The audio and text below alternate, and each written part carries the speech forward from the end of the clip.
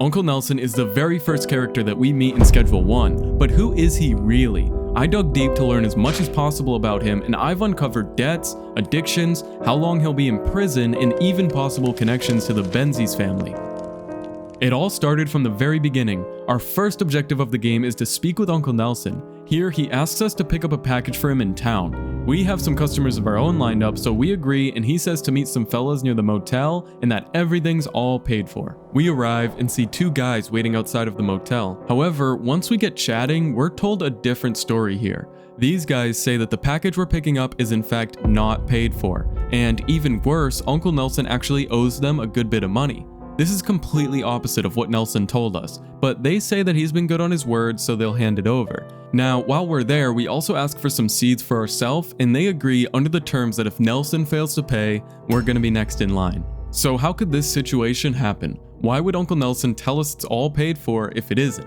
And if he's been good on his word before, why does he owe them money now?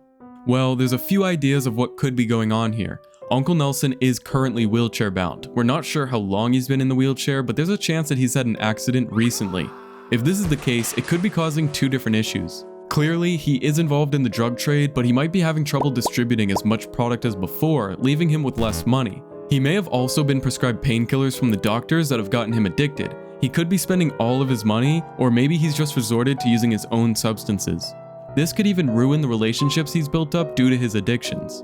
Another possible but more unlikely situation is that he's developed other issues. This could include gambling addiction. There's no casino in Serena Flats, but I wouldn't put it past him to be betting on crackhead races or even underground bingo. We also have to consider the fact that when we went into town, a police officer stopped and searched us. During this interaction, he says that he knows we and our uncle are up to something on the ranch and that they're not going to tolerate us for much longer. This all happens one day before the ranch is raided, so could Uncle Nelson have known that he was going to get caught? Maybe he stopped caring about racking up a tab with local suppliers. He might have seen this coming and just not cared about maintaining relations, knowing that he's going to be spending a good amount of time in prison.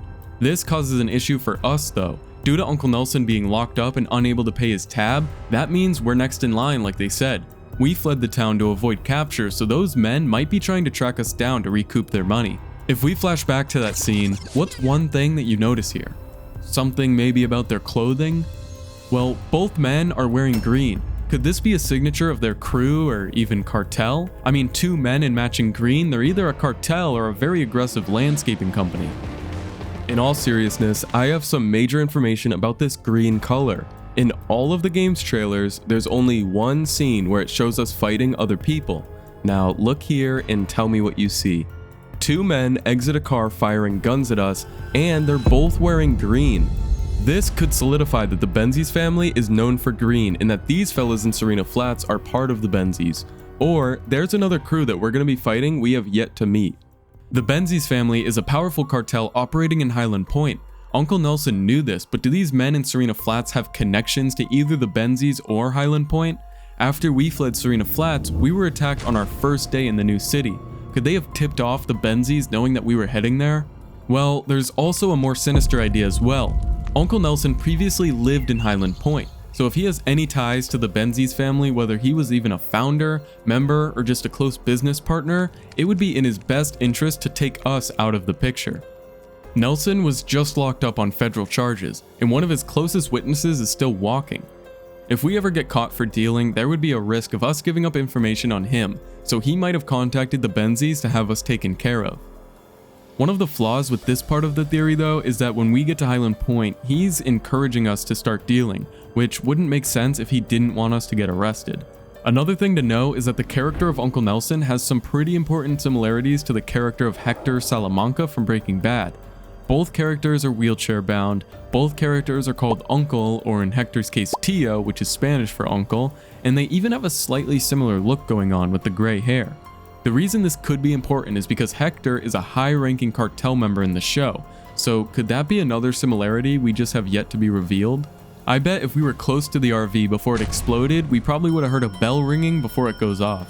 I do have to make it clear though, that's just a joke, I don't believe it. I'm sure someone in the comments would have said, actually, in multiplayer I was near the RV and I didn't hear a bell, so that's false, buddy. So, yeah, that's a joke. Anyways, moving on. So back to our deal in Serena Flats. there's a chance that the two men we met with aren't actually with the Benzies. They could be undercover agents posing as cartel members. In one of the game trailers, we see that our interaction there was actually being watched by an officer in the distance. Uncle Nelson has likely been followed by the feds to Serena Flats, where they've continued to gather evidence on him, and I'm not gonna lie, these guys do kinda give off undercover vibes. So the feds finally decide they have enough evidence after we accept the pseudo for Nelson, and then the ranch is raided the next day. We're able to escape while Uncle Nelson is locked up, but will we ever see him again? Well, we can estimate how long Uncle Nelson will likely be spending in prison. He states that the feds have caught him, which implies he's being charged on crimes across the country in different states. We know he's lived in both Hyland Point and Serena Flats, so at least 2 different locations. Depending on the quantity of substances that were found when he was arrested, it's going to determine the length of his sentencing. If he was in possession of large amounts of marijuana, he could be looking at a mandatory minimum 5-year sentence, all the way up to 40 years. However, his situation may actually be worse. The package we retrieved for Nelson was pseudo, the main ingredient in methamphetamine. We see a cooking station along the side of his house, but in one of the game's trailers, we actually get a full glimpse into his basement. Here, we see a full-fledged meth production area that looks like Bill Nye is about to be using for his next episode. He's got a cooking station, baking station, packaging table, and even a press to turn his products into bricks. If he has any amount of methamphetamine down there, whether it's pure or just the mix, he's going to be charged according to Title 21 of the United States Code, Section 841. For manufacturing anywhere between 5 grams to 49 grams, this is going to land you 5 to 40 years in jail. However, due to the brick press down there, we can assume he could easily have over 1,000 grams of methamphetamine, and any amount over 50 grams could land him 10 years to life in prison. There's also federal charges such as Title 21 Section 843. That can add on additional time if Nelson has used texts or emails in order to schedule drug deals. I know as the player we certainly have, with residents straight up texting us, "Yo, can I get a gram of OG Kush?" This charge can add up to 4 years per count. Another major issue Nelson has is that he carries around a pistol with him. This enhances his sentencing with the charge of possessing a firearm in furtherance of a drug trafficking crime. It's like, imagine if Rockstar had control over his sentencing and they wanted to throw in something that's extended and enhanced.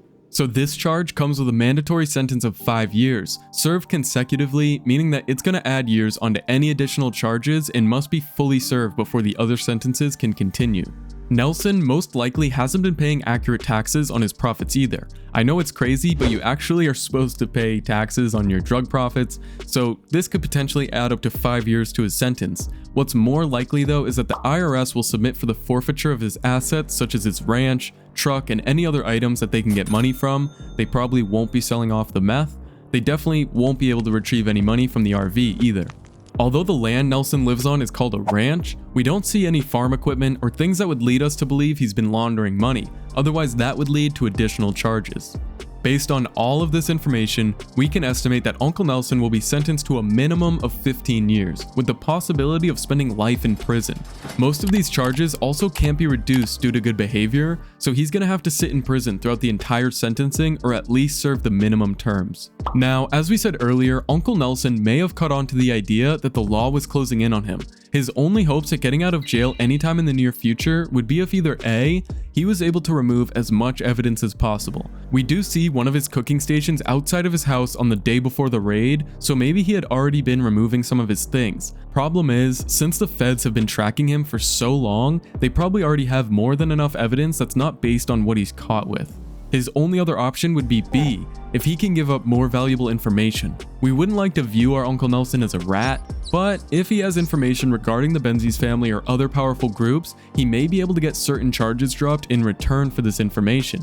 And as we were talking about earlier, there is this little theory that maybe he's a founder of the Benzies, worked with the Benzies, or even was part of them at one point. So if this is true, he could use that as leverage to get some of his charges dropped, if not all of them. On the other hand though, the Benzies already don't like us, and if he gets out based on giving them up, they are gonna want us both dead, gone, off the earth. In actual reality, since this game is based on kind of goofy ideas, if we were to ever see Nelson again, it would probably be because we do some crazy jailbreak to free him, or maybe he really does walk free after beating the case.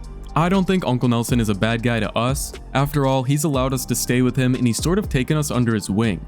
We're not sure what happened to our parents or any of our other relatives, but here we are staying with good old Uncle Nelson. Maybe our parents are actually normal though, while we've decided to live a life of crime. In that case, maybe we are the bad guys. Check out my other Schedule 1 content right here. I've got another theory on why there's curfew and where the Benzies family went. I hope you have a great rest of your day, and I'll see you in the next one.